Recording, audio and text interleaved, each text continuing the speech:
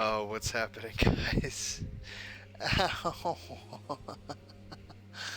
Oh. I put on my microphone, I put on this backwards, and it went boop. It got me right in the eyeball. Oh. I just got off a long shift of awkwardness at work because, as y'all know, I was fired yesterday, and then after 3 hours, the employees revolted and got me rehired. So, oh, my boss lost it today. It was very awkward. Super awesome. Super awesome. I hope y'all are doing wonderful today.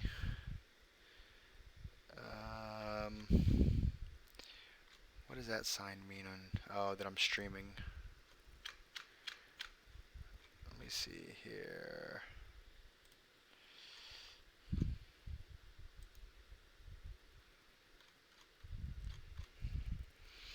I'm live.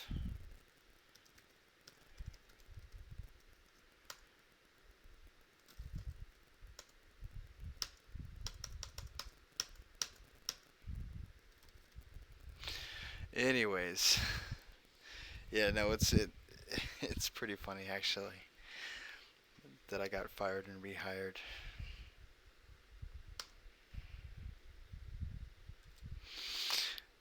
Yeah. So me coming to someone's house is not that far fetched. Yeah, I'm glad I got my job back too. And my boss in a meeting today, it was just so awkward.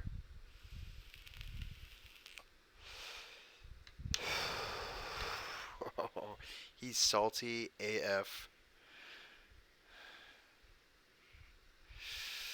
Oh well. Let me see if I can post this again. Let's see if they delete it. Y'all can't see me that well right now. That's probably a little bit better.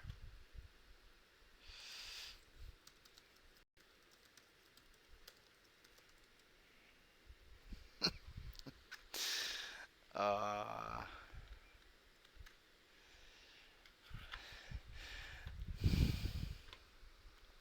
yeah, I'm glad I got my job back too because I really like this company. So we'll see.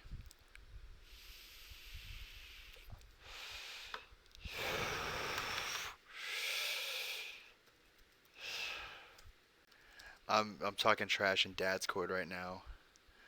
I keep posting my stream and it gets deleted.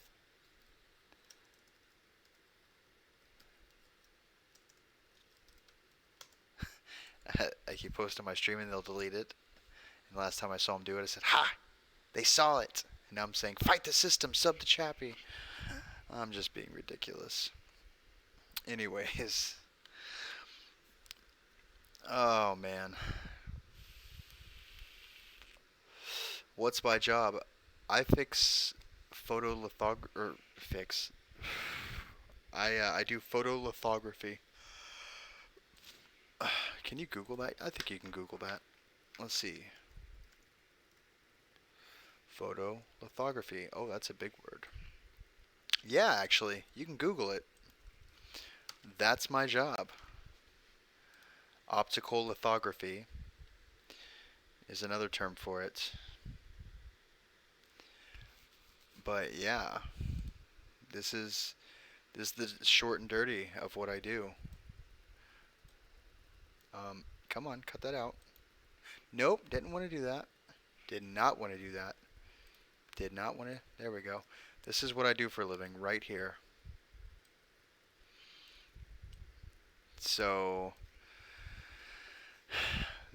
if the exposing radiation, the exposure, is where I put film on something. And I mean, ours isn't thin film, ours is thick film. But basically, we do negative resist.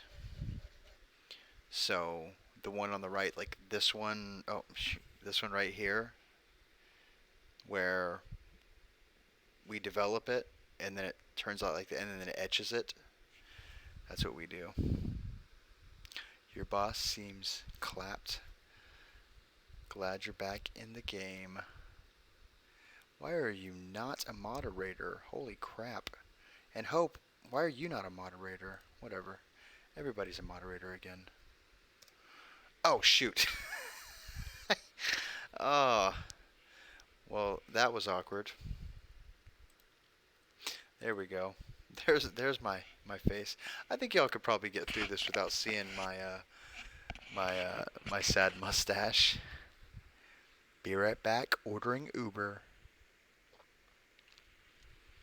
You order that Uber. Did you get pissed drunk? Or no, I guess a lot of people in England don't drive, or maybe they do, or I don't know. I saw a porno with a taxi cab. I don't know if that's what it's like at all. It's probably not.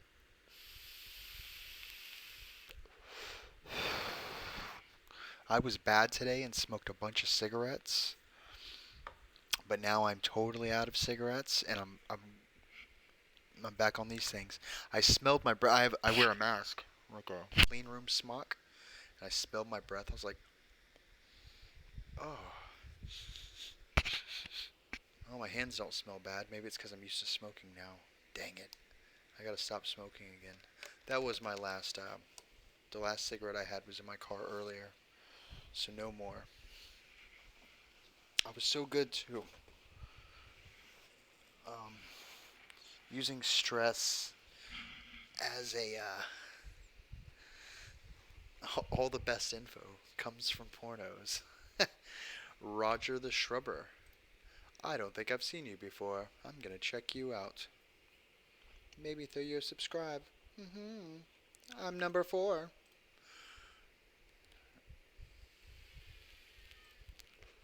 Hey, you got 4 subscribers now and nothing. Oh, you liked my video. Well, thank you. And you're a subscriber. And you're a subscriber. And aren't you worried that vape will dissolve your lungs or something? No. No, I'm not. Because that's not what it does at all. They're all carcinogens. But my ultimate goal is to quit doing this.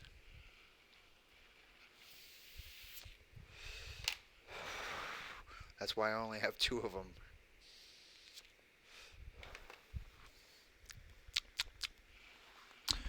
Anyways.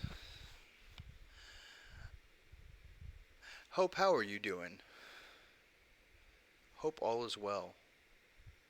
I hope that all is well for Hope. There we go. I was able to get it out. So I figured I'd do a stream after work. I'm not going to be able to stream for a very long amount of time. Looks like I got an update. Your device needs to restart to install updates. Select a time to restart. I can do that. Pause for 7 days. Nope. I'll do it in a little bit. Would you guys like a creepy story? Maybe if I can read right now? I don't know if I can, but maybe. I was at work for almost 12 hours today. We're going to see if my boss flips shit over that. I think Roger the Shrubber left. I haven't heard from him in a while. Instead of Roger, I'm going to call him Bob.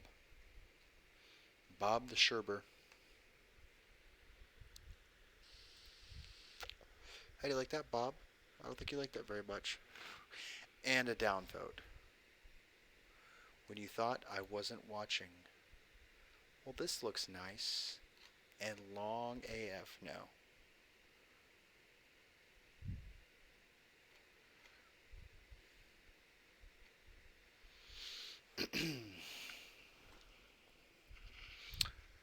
Yes, story.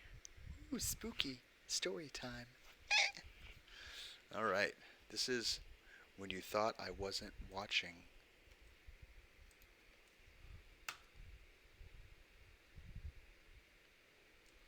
You've never been a mod before?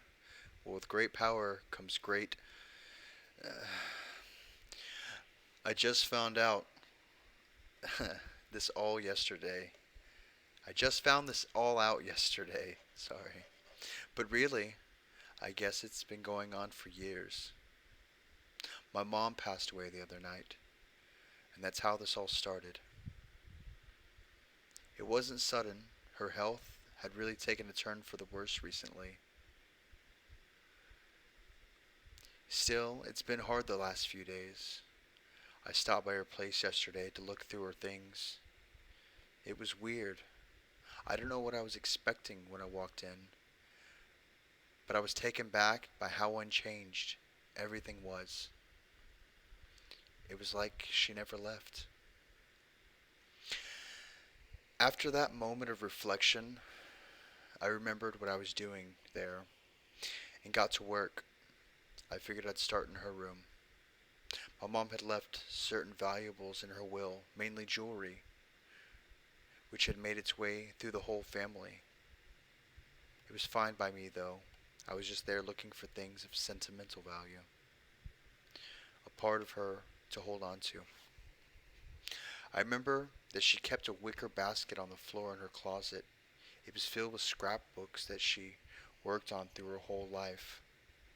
I didn't know if she still had it, but sure enough, when I checked the closet, there it was.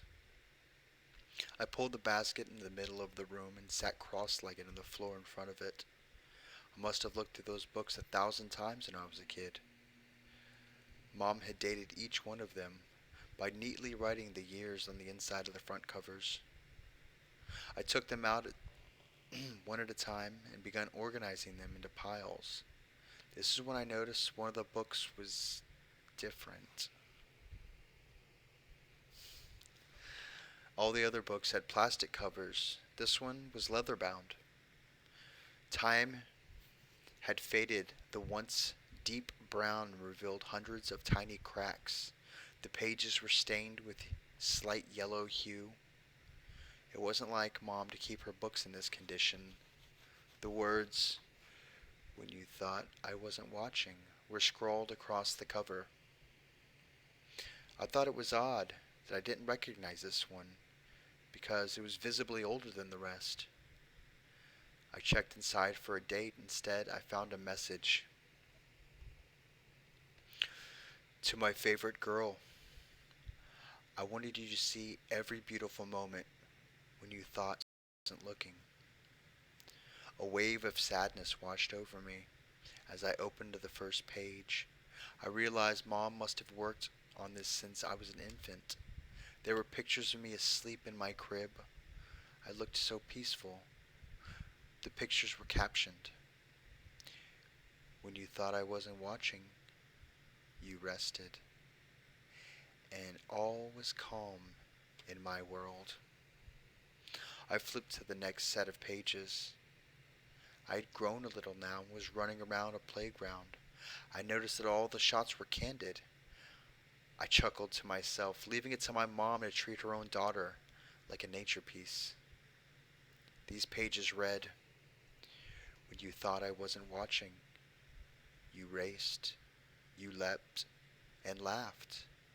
And I remember how it felt to be young." This was such a sweet thought. It really must have taken a lot of effort. We moved on to my first day of school, and there were pictures of me in my uniform, carrying an oversized backpack and getting onto the school bus. I remember how emotional Mom was that day. I think she was more nervous to see me go than I was.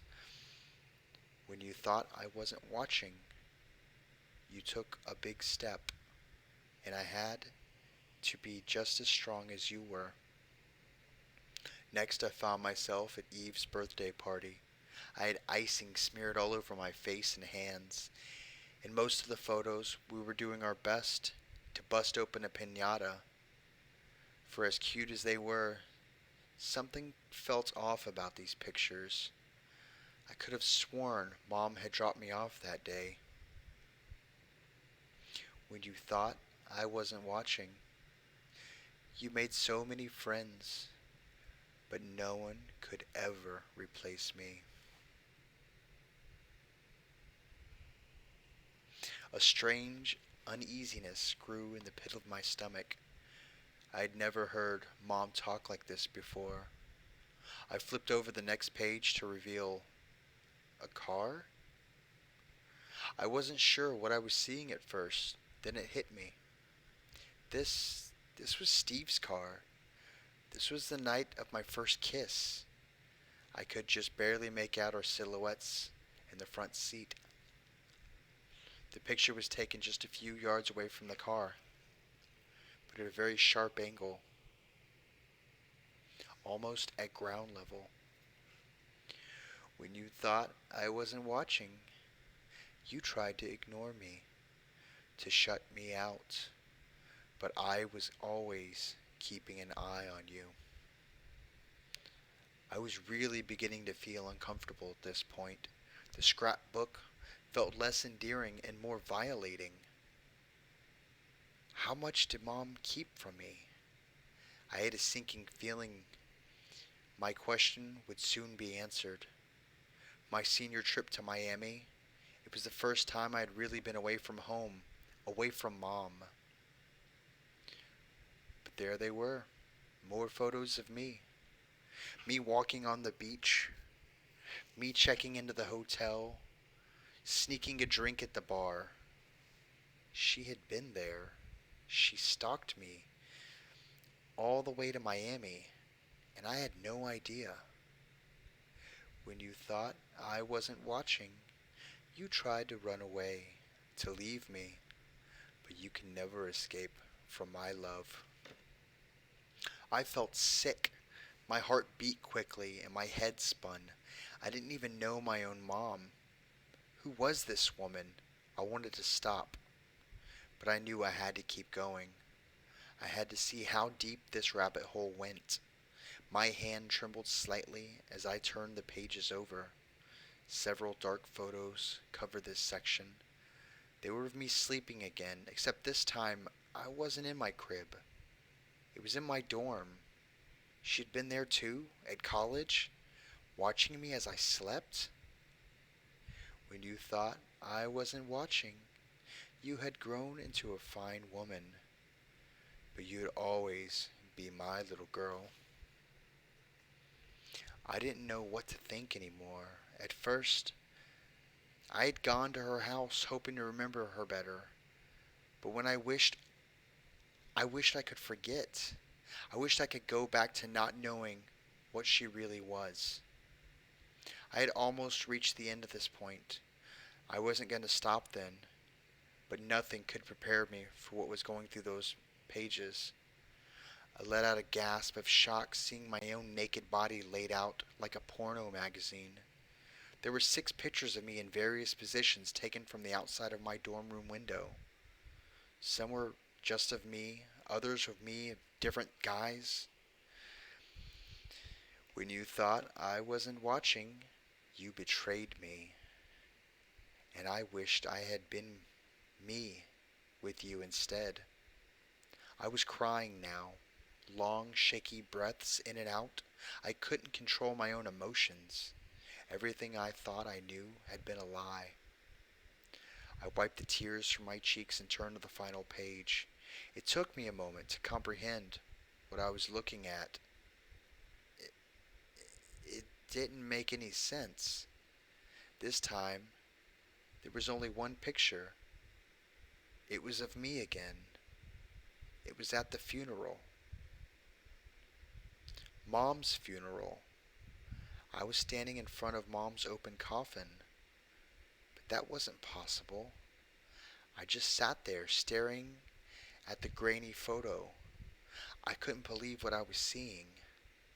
I had to force my eyes away from the picture and up to the text. What followed could only be described as pure terror. When you thought I wasn't watching, you lost her, but I was still right with you.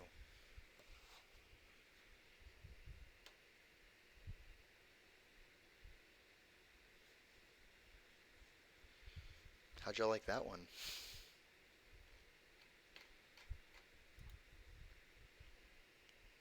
I thought that was a fun one.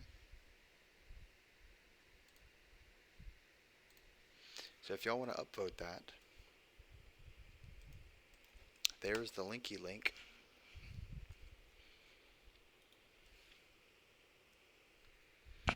The world's smallest comb.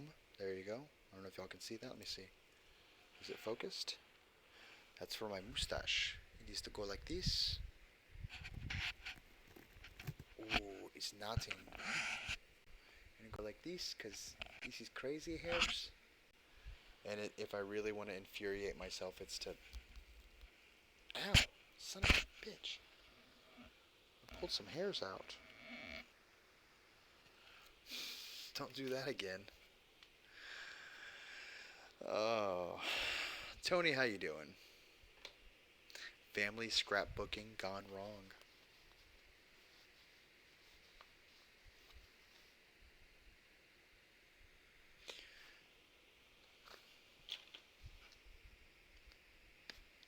I know what Hope wants. Hope wants some Burt's Bees, just like this. Just hang on. Just gotta. Mm-hmm. There we go. Just gotta lubricate the lips. You know it's Burt's Bees because it says it right there. There's two little buzzes. There you go. I don't know if you can see that. Oh, there they go. Buzz. I won't want to hurt you, but if you don't put on the Burt's Bees, he might. Oh hell. Oh.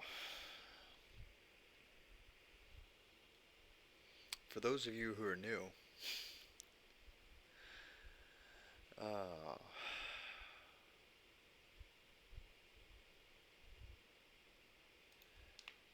is this one a long one? Because this one looks good.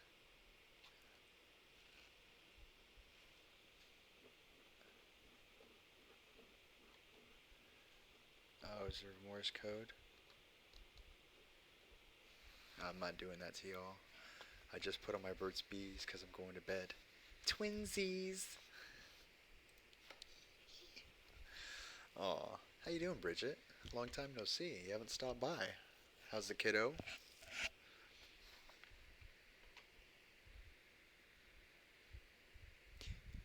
Is it seriously Bridget's birthday today? Or did we miss it?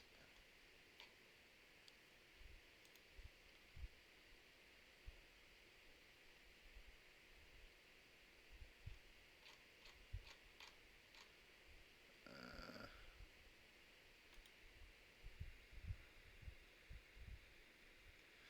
yeah.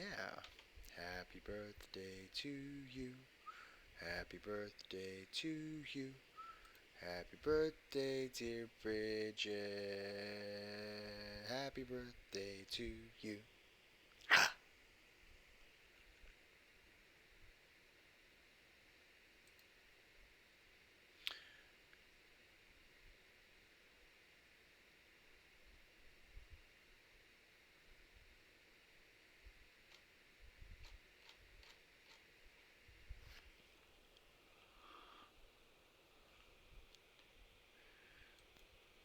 Blew up with happy birthday. It blew up with happy birthdays.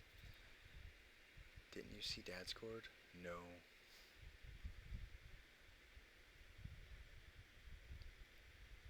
It's my mom's birthday. I gotta send her a happy birthday. 11/12/63. Thank you.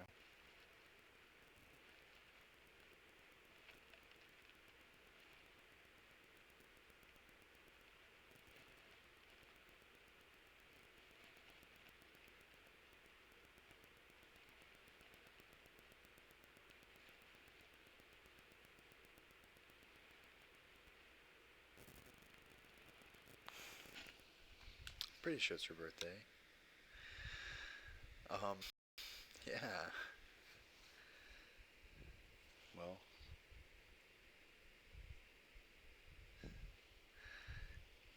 hey, at least I remembered.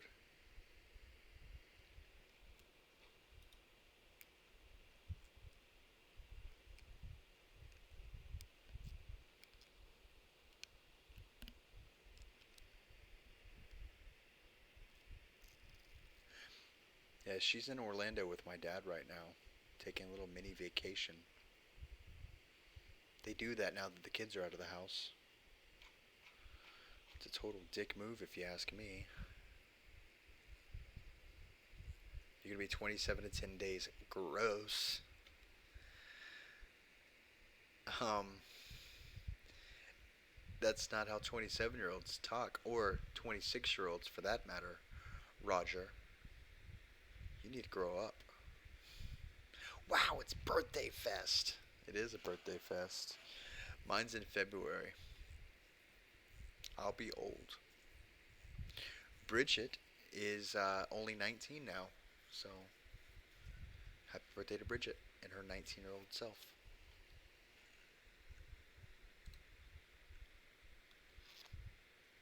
Hope you're leaving. You have a wonderful night. Thank you for stopping by.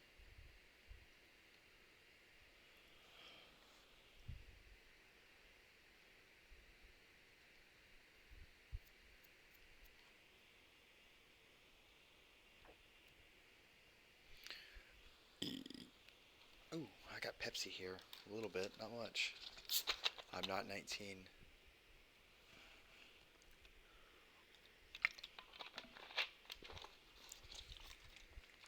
You tell yourself you're 26 now. When you're in your 30s like me, you'll start saying you're 19 or 18 or 21 or something. I don't know what. God, I can never date a 19-year-old or an 18-year-old for that matter.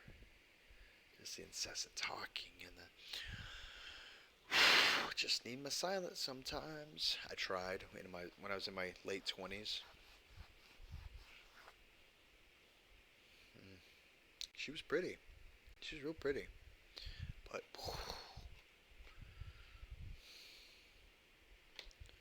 it was a bad idea.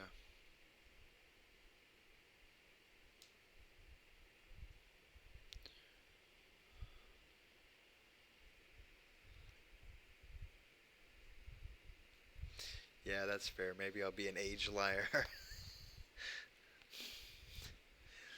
I mean, you can say that, you identify as 18. You're not lying about your age. You just identify. Let's get crazy tonight. Hey, horn dog, how you doing, bud?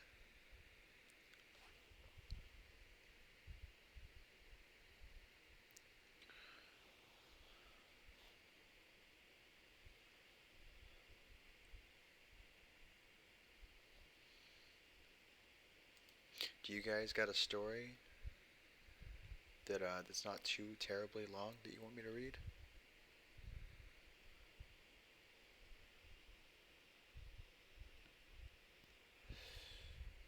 Oh, this one looks fun.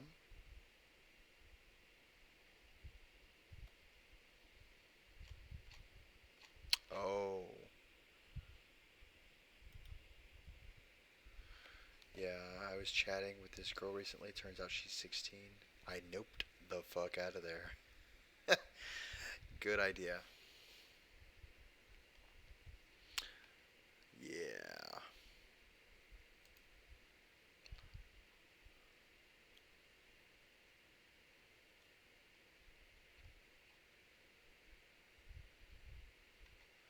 Alright, here's one.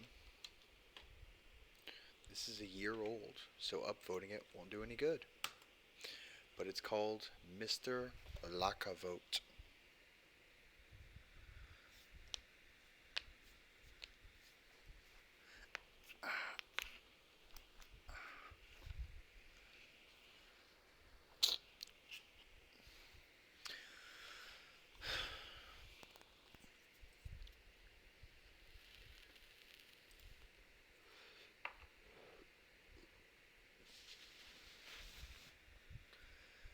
Read you a creepy story so you can fall asleep.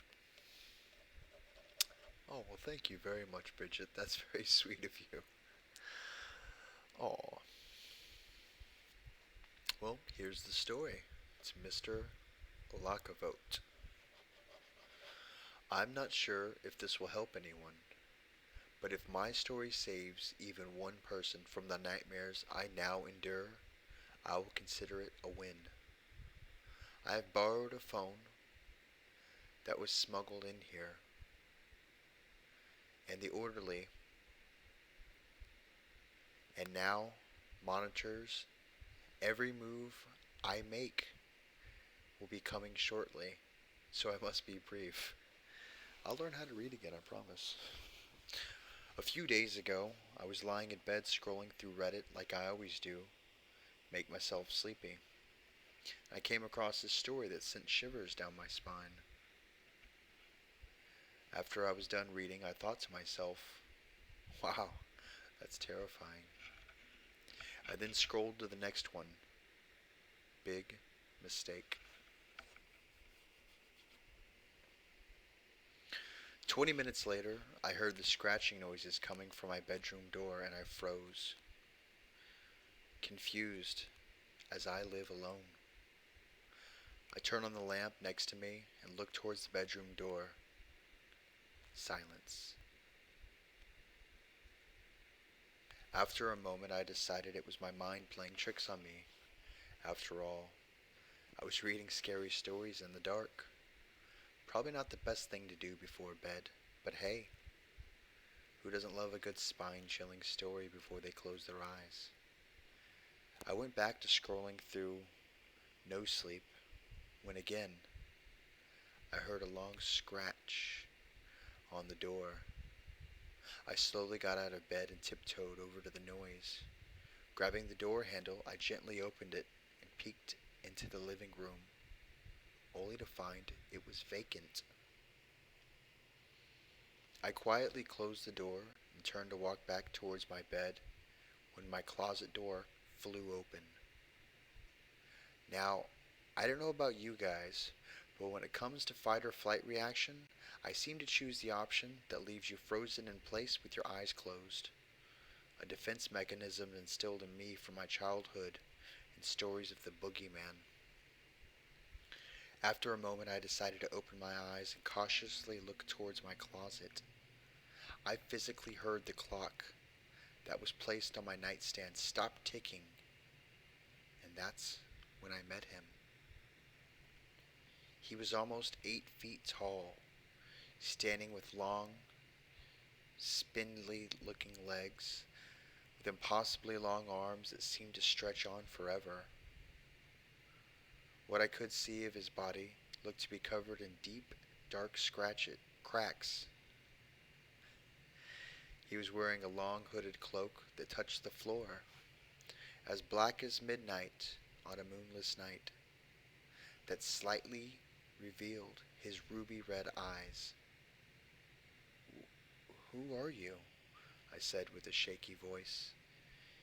He never physically moved his mouth, but I heard him speak in my soul with the most sinister voice. "I am Mr.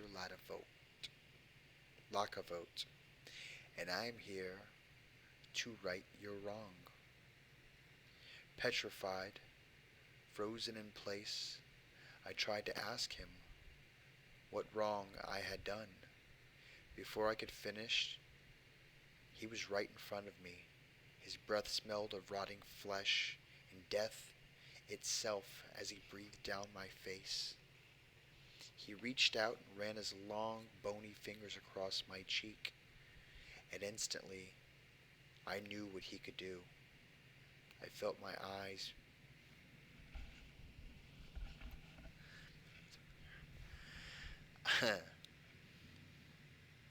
I felt my eyes being ripped from my head and the burning sensation that followed. I began to scream, but no sound came out.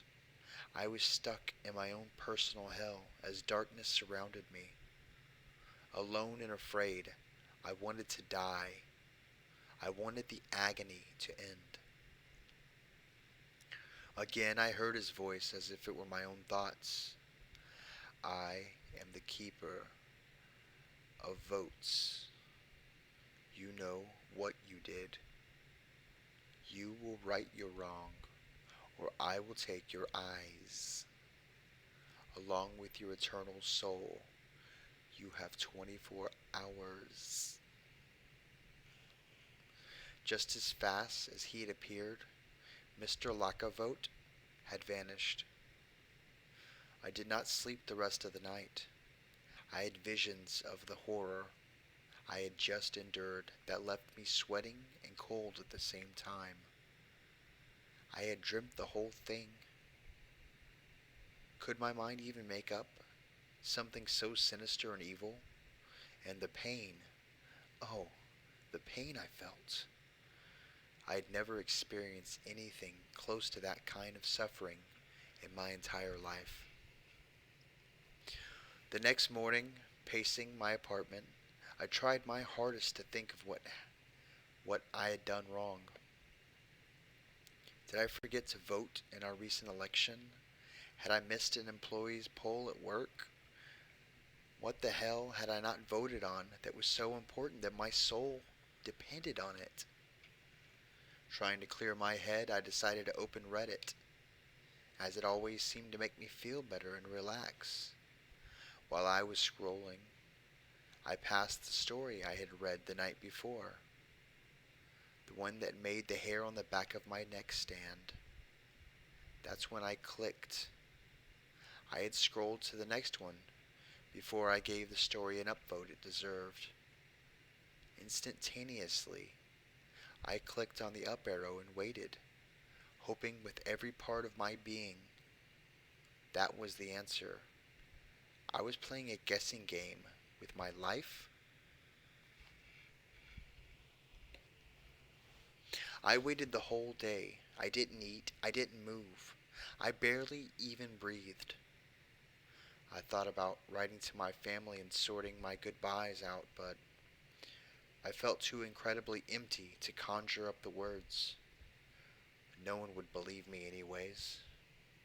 As the sun slowly set, I decided I might as well wait in my room in a hope that had redeemed myself, or possibly a chance of losing my eyes and my soul. The thought of that alone made me vomit into the trash can that lay next to my bed and tremble violently with deep, petrified terror. When my 24-hour mark finally came, I closed my eyes, held my breath, and waited, prayed, begged that my soul would be saved and all would be forgiven. Silence. Then I heard the breathing. I smelled the rotting flesh.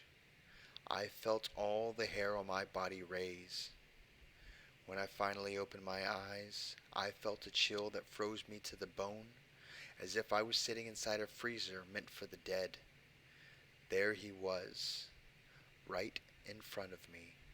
His eyes had turned to sapphires as he stared into my soul. "Don't let it happen again," he bellowed in a deep voice that to this day still haunts my dreams. Then he was gone. I know some of you won't believe me. Hell, I'm not even sure if I believe myself. As the doctor says here, it's all in my head. But for the love of your eyeballs and your soul, do not forget to vote while you are reading stories on Reddit, or you too will have the pleasure of meeting Mr. Lackavote for yourself.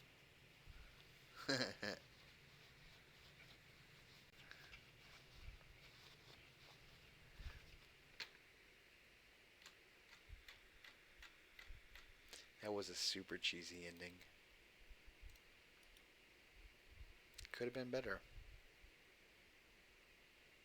Maybe I can maybe I can redeem this.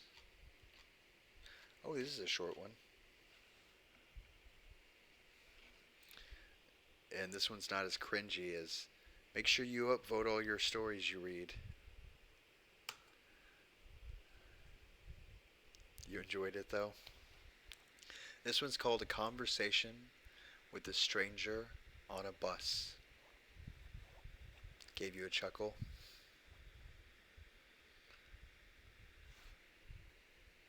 Why can't you post a cheese emoji?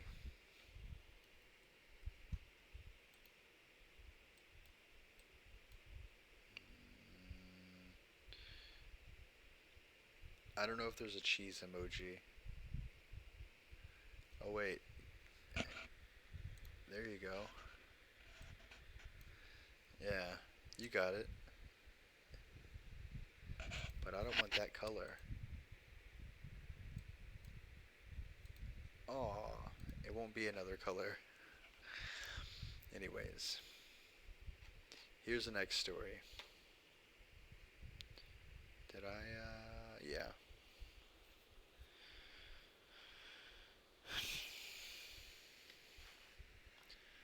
Huh? I asked, pulling off one side of my headphones. I said I like your boots, the man repeated. Oh, thank you. I had a bunch of pairs exactly like 'em for years and years. A good working boot, you know? They definitely are. I use 'em every day on the job. Where's that at? Turner Construction. Ah, yes, yes. You're building that big old thing up on East Avenue, aren't you?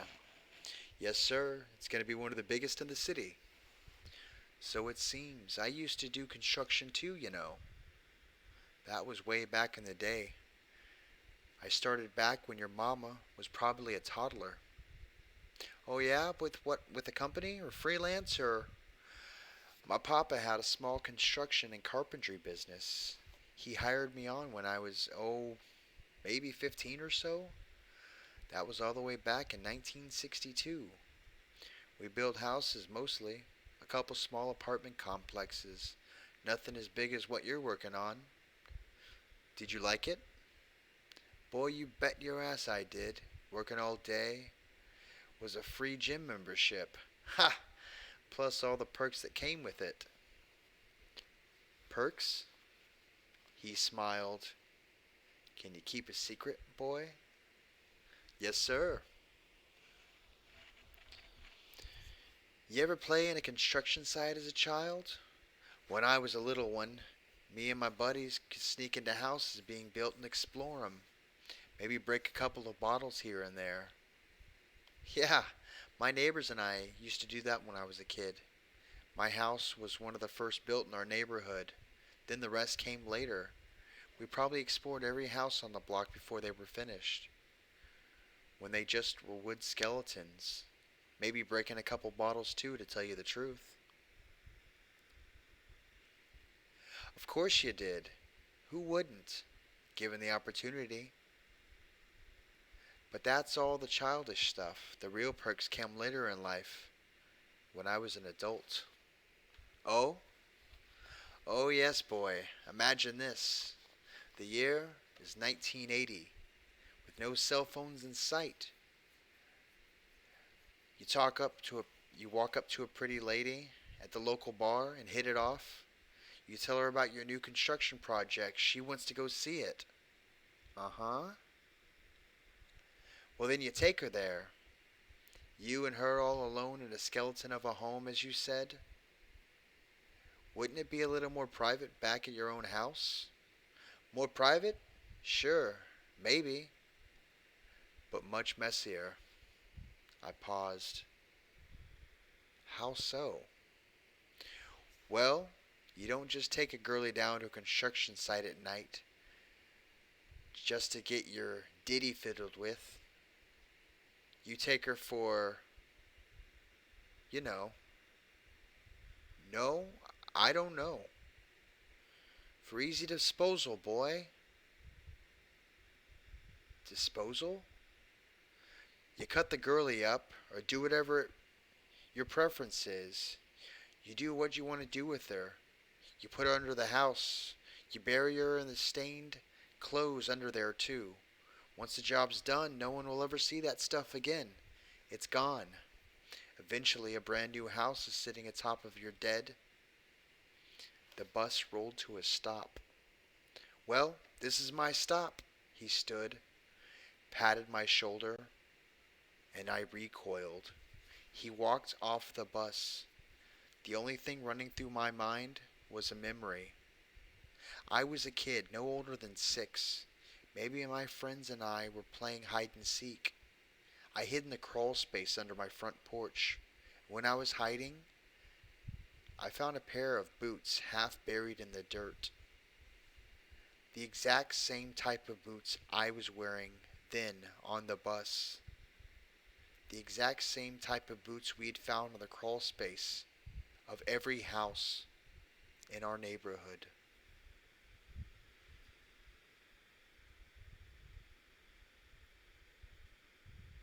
Wait, what? What are you guys talking about? It's so weird. Someone trying to post one cheese emoji worked for me. I don't see it. Wait, really?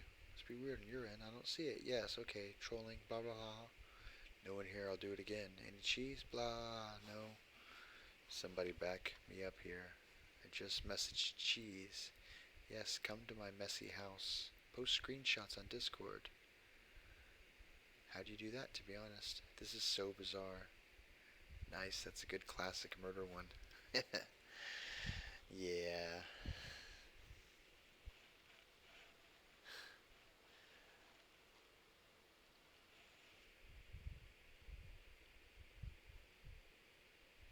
I can't post just one cheese.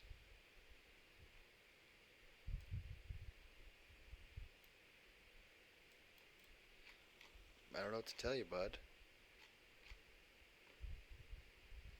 Chappy, can you see the cheese? Aw, let me see here.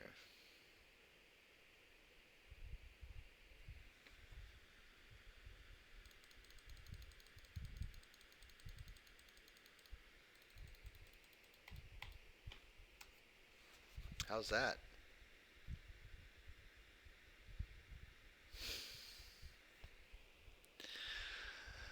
Oh,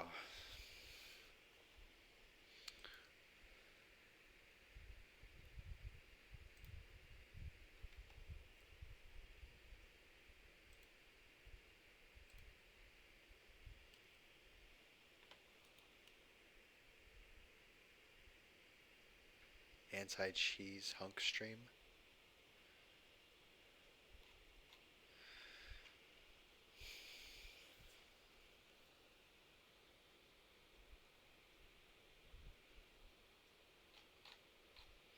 Can you keep a secret, boy?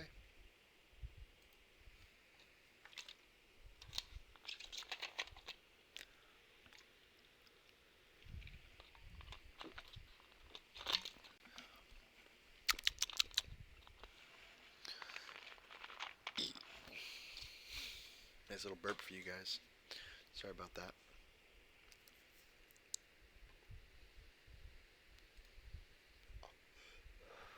Hey,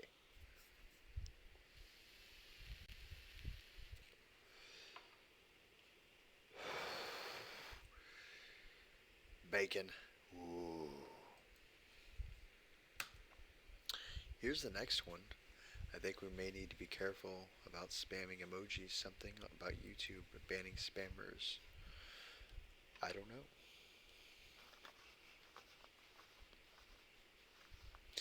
My son asked me to check for closets. My son asked me to check the closet for monsters. I didn't need to.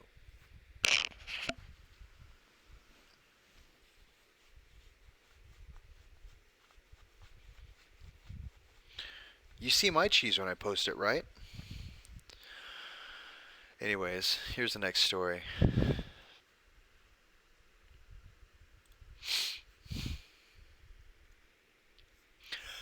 I recently went through a nasty divorce, but I got the only thing that mattered out of it: full custody of my 4-year-old son. Lost nearly everything else in the process, so we had to relocate to a new house with barely any luggage or furniture. Truly a fresh new start. I heard him call for me during our first night in our new home. It was a little after midnight, I think. I went to check on him to see what was wrong and sat by his bedside. He was wide awake and asked me to check the closet for monsters, which wasn't surprising given the circumstances. He's still just a little kid, and without even taking into account all the crap he's been put through, thanks to my shitty marriage, moving into an unfamiliar, barely furnished home must be a lot to take in for someone his age. And you know how they say that your brain always stays half awake when you're sleeping in a new environment, right? Well, that's all pretty much what we went through my mind in a flash as soon as my son spoke. It was no big deal. It was all normal, I thought. But something else almost immediately clicked inside my brain. Before I even got to look at where my son pointed, while he made his innocent request, something was wrong. I turned my head and looked, and it took everything I had in me to not give in fear and terror, all for sake of my son. When you become a parent, you have to protect your child no matter what, always putting yourself in harm's way if necessary, and sparing them any and all kinds of things that might hurt them. And that's why I didn't freak out. I couldn't. Not when we had barely just started our new life. I had to protect him. And at that point in time, I sat on his bed. I only knew one thing. We had to leave the room. We had to leave the house immediately. All right, champ, of course, I said, faking bravery. Then I made a request of my own as I lowered my voice and got closer to him. Hey, how about you step outside for a minute? If there's a monster in there, I'll have to kick its butt all over the room. He chuckled and said, Okay. I made sure to put some extra emphasis on the word butt, in case it's something that always cracks him up when I say it. Fortunately, he got stuck on that, and not the fact that I was indirectly admitting to the possibility of there actually being a monster. As soon as he left the room, my mind raced as it started to put together the best and most efficient route to take him out of this house, while picking up my car keys and phone on our way out. When I heard the closet door creaking open behind me, I knew it was time to go. I jumped out of the bed, exited the room, and grabbed my son. We were out of the door and inside the car and moving in under a minute. I told him I couldn't sleep and we were going to get some ice cream to celebrate.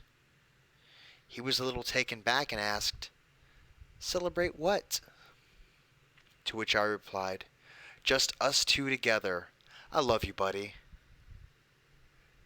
It was by no means a lie, but I just had to make sure that he was alright and wouldn't think of anything else as we literally fled our new home. As I mentioned earlier, the house was a new environment for the two of us. I'd been there a couple of times before, cleaned it all up myself and assembled what little furniture we had. And I knew for a fact what belonged where and what didn't. And I know his room didn't have a closet.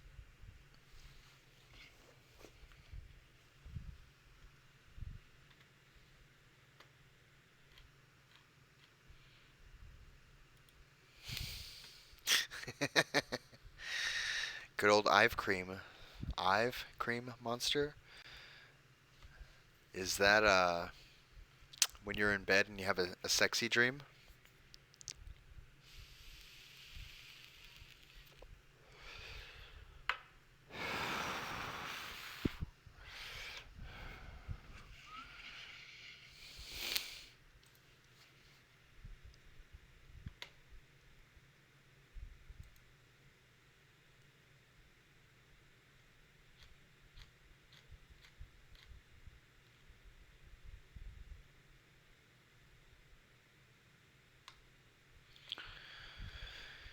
Here's a long one.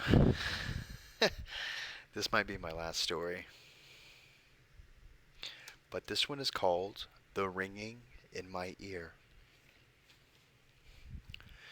I remember the day I started to lose my hearing. I remember it because two things happened the day before.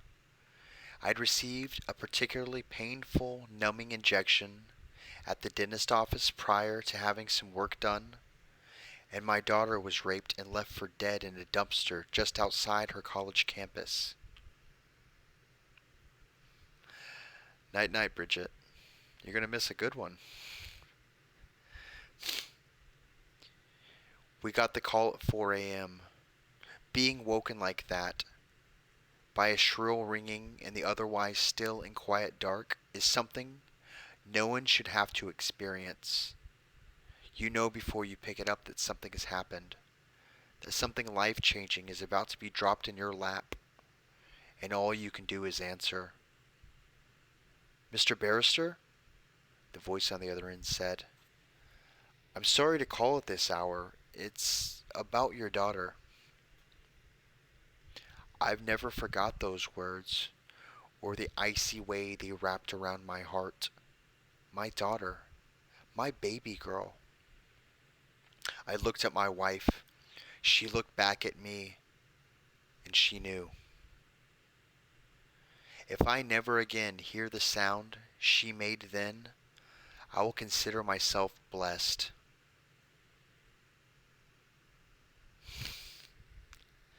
In the flurry of packing and finding a flight to get to Emily, and all of the gut-wrenching worry, I didn't even notice at first.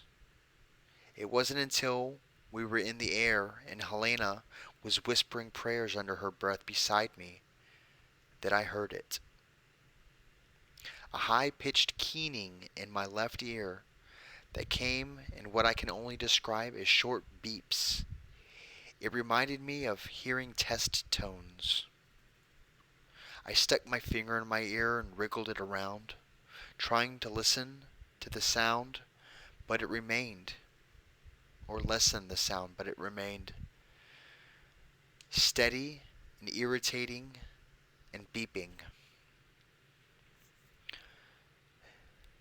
It was pushed to the back of my mind the moment we landed, however, and we raced from the airport to the hospital, where Emily was lying unconscious with a row of machines standing vigil at her bedside. I've seen them countless times before.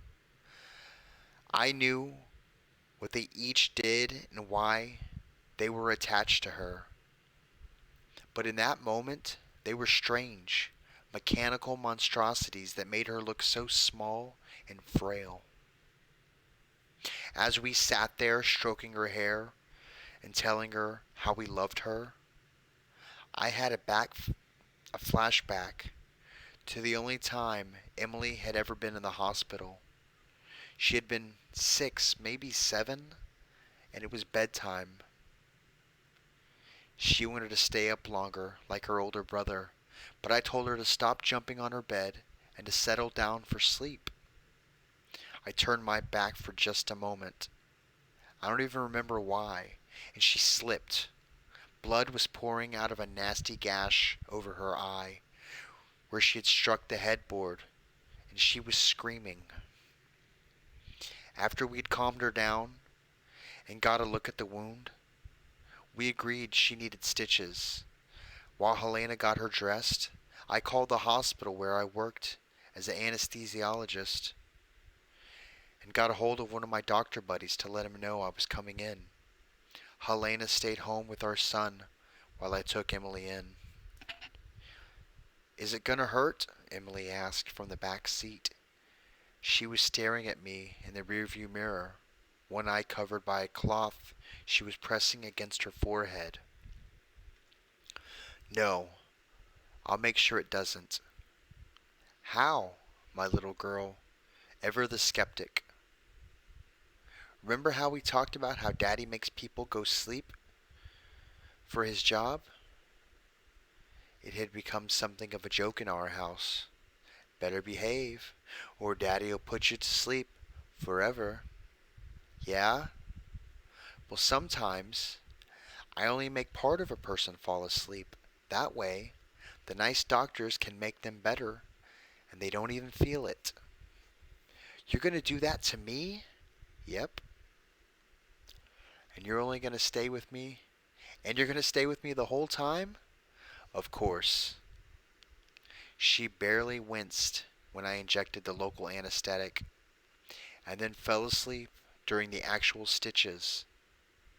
Emily was a tough little girl. She was a tougher young woman. It took her 3 days to wake up. In that time, the hearing in my left ear had started to fade until the only thing I could hear with the absolute clarity was that high-pitched ringing I had first noticed on the plane. Beep, beep, beep. I couldn't worry about it just then, though. Not when my family needed me so badly. And I didn't mention it to anyone.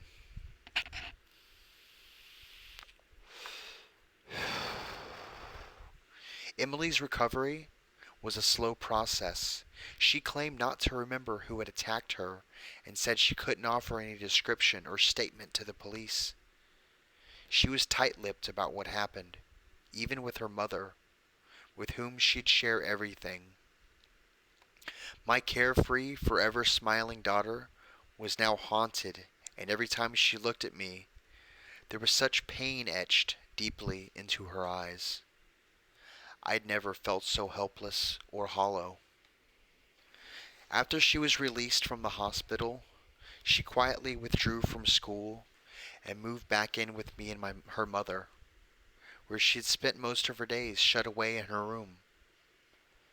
All the while, the deafness and the ringing in the ear continued. Beep, beep, beep. Still, I put off going to get it checked out. I figured it was some kind of screw up from the dentist injection, and there wouldn't be much that they could. Sorry. There wouldn't be much that could be done about it anyway. It wouldn't be almost impossible. It would be almost impossible to prove. My focus was entirely on Emily and helping her in any way I could. My own issues be damned. We got her into therapy. We researched healing techniques. We devoted ourselves entirely to her physical and mental health in every way she would allow. It took months, but she started to smile again. The night terrors started to recede, and piece by piece, our Emily started to come back to us. We had just started discussing whether she felt comfortable enough to return to school when things began to unravel. Emily had come to the hospital where I worked to have lunch with me. We were sitting in the cafeteria, our food trays untouched in front of us while we talked about what courses she might like to take. She was in the middle of telling me about genealogy class she was interested in when she froze, mid-sentence, and the color drained from her face. Kiddo, you okay? I followed her fixed stare back to the register line, where a trio of people were waiting to pay for their food, and I looked back to her. I need to go, she said suddenly. I love you, Daddy. She practically ran out of the cafeteria. I turned back to the three at the register. Two I recognized, the chief of medicine and the oncologist. But the third I didn't know. He was a young man around Emily's age. The passing resemblance he bore to the chief led me to believe he was a relative of some sort, probably a grandson. The longer I looked at him, the louder the ringing in my ear became. Beep, beep, beep. Then I got home that night. When I got home that night, Emily was sitting on the back porch, staring off vacantly while our dogs wandered around the yard. She jumped when I opened the slider and took a seat next to her. You okay? I asked. Yeah. she said. The silence that fell between us was a heavy one. About today, I started to say. Victor, she said quietly. I didn't say anything, afraid to interrupt and cause her to shut down again. He goes to the same university. We had a biology class together. Every word sounded like it was being torn forcibly out of her.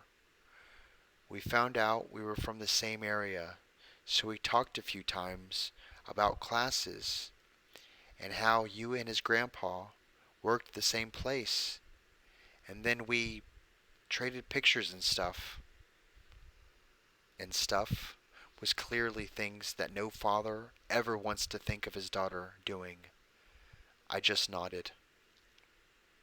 It was going too fast, though, so I told him I wanted to just be friends again. He didn't like that. He told me if I didn't do what he wanted, that he'd share the pictures I sent him. Her voice cracked and turned away from me. That's illegal now, and in a lot of places, though, and I'd said I'd make sure he got in trouble. He got angry. Victor had cornered her outside a club and tried to get her to go home with him. When she refused, he became violent. He dragged her into an alleyway and attacked her.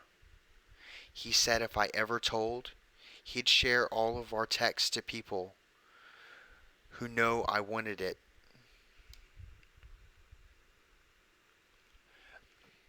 He said if I ever told, he'd share all of our texts so people would know I wanted it, and he'd make sure you were fired and your career would be over. Emily was shaking with sobs. His grandpa is the chief of medicine. He could have done it. I pulled her close and held her while she cried. No matter how much I tried to tell her that we needed to call the police, she refused. I can't, Dad, she said. He has texts and pictures. No one would believe me. The next day, when I went to work, I went straight to the chief medicine's office. I didn't know what I was going to do or say. I just had to do something. I'd barely knocked on the door when he called me in. Before I could speak, Dr. Gladson looked up and said, "Oh, good. Martha found you. I wanted to talk to you about my grandson, Vic. He's having surgery this afternoon. Nothing too serious. But I'd like you to be his anesthesist. Anesthetist. I'd asked Taylor, but he's already scheduled."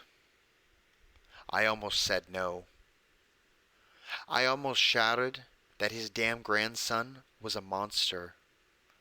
I almost told him I'd sooner see him dead.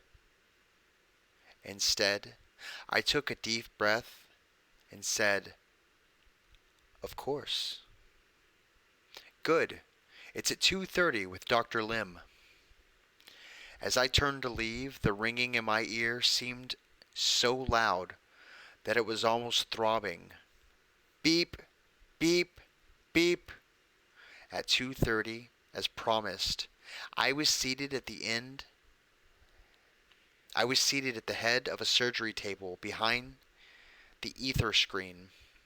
Victor, a good-looking kid with a cocksure attitude about him, was lying in front of me. "Hello, Victor," I said. "Hi." He wasn't at all nervous, which told me he didn't know who I was. It didn't surprise me.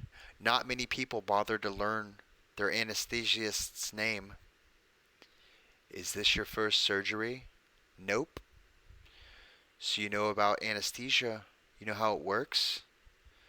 "Count back from 10, yeah." "Yes."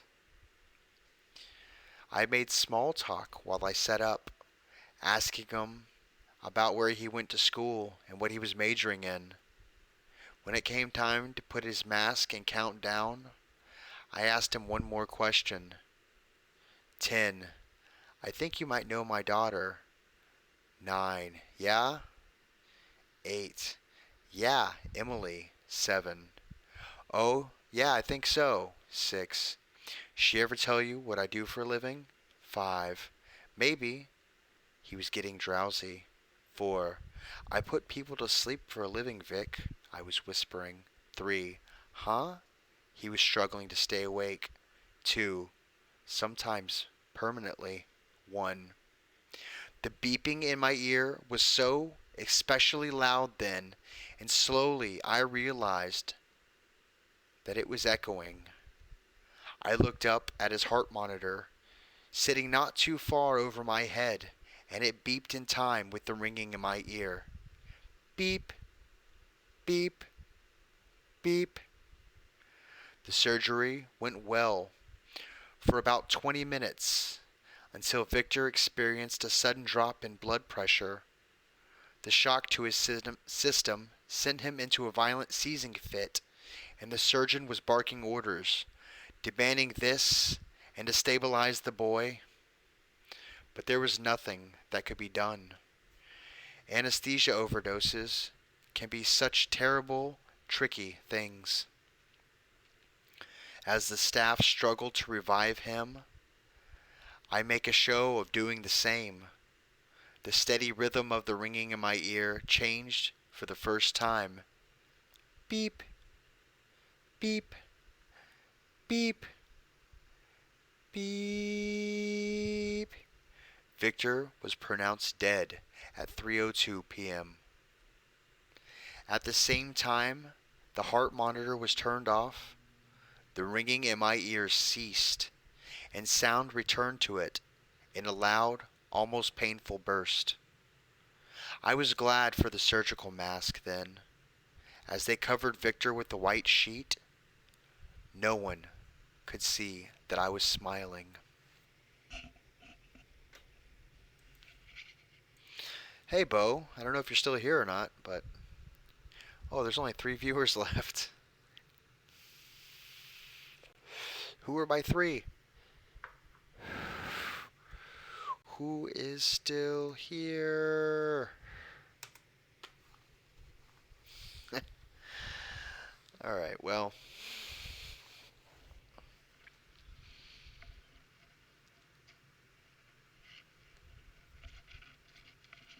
I'm going to wait around and see if anybody answers, but I'm probably going to get out of here soon.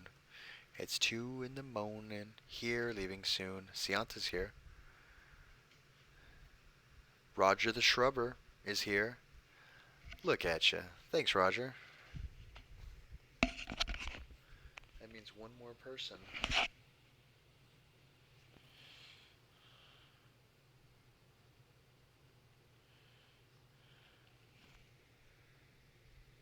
We're dying slowly. We got Sianta, Roger the Shrubber, Tony Bones. Alright, guys. Well, it's 2 in the morning. Yeah, that's the 3 of y'all. Nice. You the man. Chap man.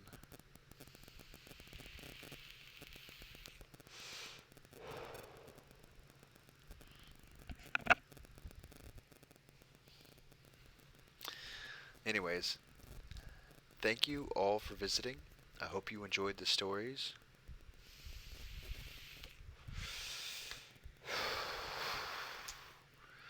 Look at that. A mod for your jewel. It's a razor blade holder too. You can shave with it.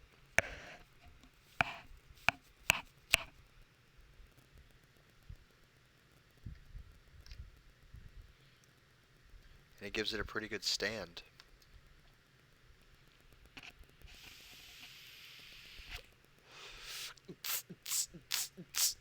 It's party mode. Y'all can't see all the crazy colors it does. But yeah, anyways, thank you all for coming. Y'all are awesome, awesome people.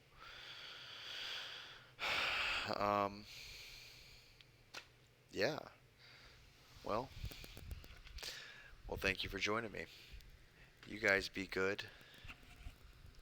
It's 3 in the a.m. I got D&D tomorrow.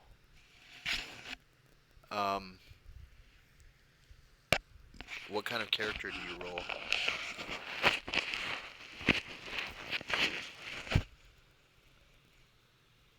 Because if you're a rogue, I want you to do something really roguey and be like, I seduce the monster, or like something really ridiculous, and then try to roll a perfect 20 or whatever it is. Or like if you're a bard, like play a song and put everybody to sleep, or just I don't know something, just something ridiculous. Like if you're a warrior, whip out your dick and like poke out the monster's eyes or cock slap him or something. Just ridiculous. And let me know how that goes. Roger the Shrubber, thank you. You're very welcome. And now we got 4 people. It's always when I'm getting ready to leave, I gain people. Deep Gnome Druid. Turn yourself into the world's most deadly fleshlight. And get yourself, leave yourself on the monster's table and hope he feels naughty enough to use you. Like you'd be a fleshlight with razor blades in it. You're not in my head. What number am I thinking of?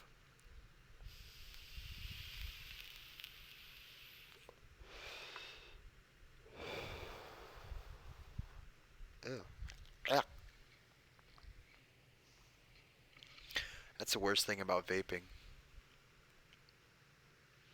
I'm only here briefly while I walk. Oh yeah? Wait, let me try something. Hey, make sure you get out of this lady's way. She's going somewhere. Hey, you bozo, move. Lady's in a hurry. Oh, I'm sorry. No, I'm not.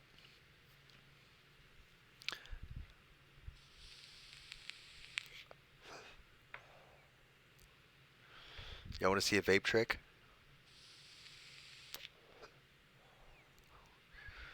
It's a ghost. I turned into a bear and tried to have sex with the bear.